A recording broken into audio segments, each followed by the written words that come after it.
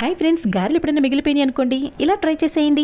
దీనికోసం మీడియం సైజులో ఉన్నటువంటి 2 ఆనియన్స్ని, 3 పచ్చిమిరపకాయలని, 4 టమాటాలని ముక్కలు కట్ చేసి రెడీగా పెట్టుకున్నాను. ఇప్పుడు స్టవ్ వెలిగించుకుని బాండి పెట్టి కొద్దిగా ఆయిల్ వేసి హీట్ అయిన తర్వాత ఉల్లిపాయ పచ్చిమిరపకాయలు వేసేసి బాగా వేగనివ్వాలండి. ఇవి వేగటానికి కొద్దిగా పసుపు, టేస్ట్ తగినట్లుగా సాల్ట్ వేసేసి బాగా మిక్స్ చేసేసి టమాటా ముక్కలు కూడా వేసేసి మగ్గనిద్దామండి. మూత పెట్టేసేస్తే ఒక 2 నిమిషాలు మగ్గిపోతుంది కదా.